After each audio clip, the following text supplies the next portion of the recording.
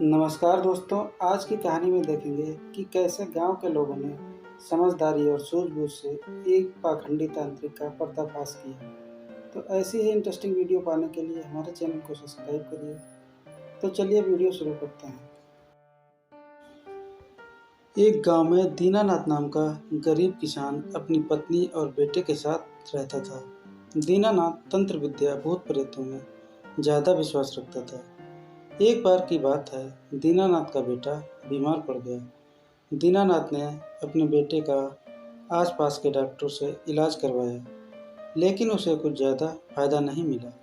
दीनानाथ को समझ नहीं आ रहा था कि क्या करे, क्योंकि उसके पास शहर में अपने बेटे का इलाज कराने के लिए पैसे नहीं थे। तभी एक गांव के व्यक्ति ने दीनानाथ को एक चमत्कारी तांत्रिक बाबा के बारे में बताया और कहा कि चमत्कारी तांत्रिक बाबा के पास हर मर्ज का इलाज होता है। एक बार आप अपने बेटे को तांत्रिक बाबा के पास लेकर जाओ, वह ज़रूर आपके बेटे को ठीक करने का कोई न कोई हल निकाल लेंगे। अगले दिन दीनानाथ अकेले ही तांत्रिक बाबा के पास जाता है, क्योंकि उसका बेटा बीमार था। वह इतनी दूर जा भी नहीं सकता था, क्योंकि तांत्रिक बाबा दीनानाथ के गांव से लगभग 50 किलोमीटर दूर रहता था। तांत्रिक बाबा के पास पहुंचकर दीनानाथ ने तांत्रिक बाबा को बताया, मेरा बेटा बहुत दिनों से बीमार चल रहा है। आसपास के कई डॉक्टरों से इलाज करवा लिया, लेकिन कोई फ़ायदा नहीं मिला, इसीलिए आपके पास आया हूँ। तांत्रिक बोला, ठीक है, कल मेरे पास आना और अपने घर की मिट्टी लेते आना। अगले दिन दीनानाथ तांत्रिक बाबा के पास जाता है। तांत्रिक बाबा मिट्टी को हाथ में लेकर थोड़ा ध्यान लगाकर बताता है, तुम्हारे घर पर बुरी शक्तियों का साया है, इन्हें तुम्हारे घर से भगाना पड़ेगा, तभी तुम्हारा बेटा ठीक हो पाएगा। यह बुरी शक्तियाँ ही तुम्हारे बेटे को परेशान कर रही हैं। अगर इन बुरी शक्तियों को जल्दी से घर से बाहर नहीं भगाया गया तो तुम्हारे बेटे की जान भी जा सकती है, क्योंकि यह बुरी शक्तियाँ तुम्हारे बेटे को अपने साथ लेकर जाना चाहती हैं। तांत्रिक बाबा की बात सुनकर दीनानाथ डर जाता है और तांत्रिक बाबा से बुरी शक्तियों को घर से भगाने का उपाय पूछने लगता है। तांत्रिक बाबा बताता है कि पहले बुरी शक्तियों को तुम्हारे घर से भगाना पड़ेगा, उसके पश्चात तुम्हारे घर को शुद्ध करना पड़ेगा, फिर तुम्हारे घर पर हवन और मंत्रों द्वारा जाप करना होगा, ताकि दोबारा तुम्हारे घर पर बुरी शक्तियों का साया ना पड़े। इस सब कार्य के लिए कम से कम 25,000 रुपये लगेंगे। तांत्रिक की यह बात सुनकर दीनानाथ सोच में पड़ जाता है, क्योंकि दीनानाथ बहुत गरीब था, उसके पास इतने पैसे भी नहीं थे। दीनानाथ तांत्रिक से बोला, बाबा हमारे पास इतने पैसे नहीं हैं, जो भी थे वो बेटे के इलाज में लगा दिए, इतने पैसे मैं कहाँ से लाऊंगा। तांत्रिक बोला, अगर बेटे की जान बचाना चाहते हो तो पैसे का इंतज़ाम तो करना पड़ेगा। दीनानाथ कहता है, ठीक है बाबा, मैं कुछ ना कुछ इंतज़ाम करता हूँ, और वहाँ से वापस आकर अपनी पत्नी को सारी बात बताता है। पत्नी कहती है कि हमारे पास कुछ गहने हैं, उनको बेच दो और हमारे बेटे को बचा लो। दीनानाथ गहने लेकर सुनार के पास जाता है और गहने बेच देता है और पैसे लेकर तांत्रिक बाबा के पास चला जाता है। सारे पैसे तांत्रिक बाबा को दे देता है। तांत्रिक बाबा दीनानाथ से कहता है, आज से 3 दिन बाद मैं तुम्हारे घर पर आऊँगा और अपनी तंत्र विद्या से तुम्हारे घर पर जो बुरी शक्तियाँ मंडरा रही हैं, जिन्होंने तुम्हारे घर को घेर रखा है, उन्हें भगाऊंगा। फिर हवन और मंत्रों से तुम्हारे घर का शुद्धिकरण करेंगे। तत्पश्चात तुम्हें 2 यंत्र देंगे, जो एक अपने घर के दरवाजे पर मिट्टी के नीचे दबा देना, जिससे तुम्हारे घर पर कभी भी बुरी शक्तियाँ या कोई भी बुरा साया नहीं आएगा। तुम्हारा घर हमेशा के लिए भूत प्रेतों से मुक्त हो जाएगा।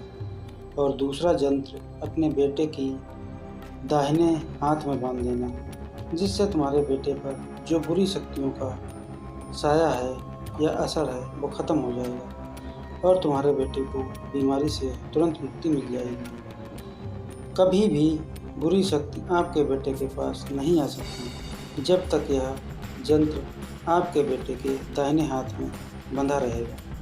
तांत्रिक की बातें सुनकर दीनानाथ ने राहत की सांस ली और अपने घर की ओर चल पड़ा। और इधर तांत्रिक बाबा ने जो पैसे दीनानाथ से लिए थे पूजा पाठ के नाम पर, वो पैसे अपने चेले को देकर बाज़ार भेज दिया और बाज़ार से मदिरा और मांस मंगवाता है। और शाम को तांत्रिक और उसके चेले मदिरा मांस का सेवन करते हैं और आपस में वार्तालाप करते हैं। तांत्रिक अपने चेलों से कहता है कि जब तक दीनानाथ जैसे मूर्ख और अंधविश्वासी लोग इस दुनिया में हैं, तब तक हम लोगों का धंधा ऐसे ही चलता रहेगा और हम लोग की ज़िंदगी ऐसे ही ऐशो आराम से कटती रहेगी। बस हम लोगों को एक ही काम करना है, लोगों का अंधविश्वास कभी ख़त्म नहीं होने देना। इधर दीनानाथ 3 दिन के बाद तांत्रिक बाबा के आने का इंतज़ार करता है, जब तक दीनानाथ के बेटे की तबीयत और बिगड़ती जाती है। उधर तांत्रिक बाबा अपने चेले से बोलता है, जाओ और 4 खटमल लेकर आओ। तांत्रिक बाबा का चेला 4 खटमल लेकर आता है। तांत्रिक 2 खटमलों को एक काले कपड़े में रखकर बांध देता है और एक यंत्र तैयार कर लेता है।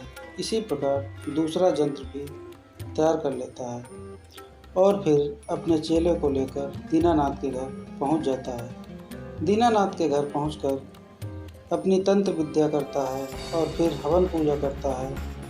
तभी गांव के लोग दीनानाथ के घर पर तांत्रिक का पूजा पाठ देखने पहुंच जाते हैं।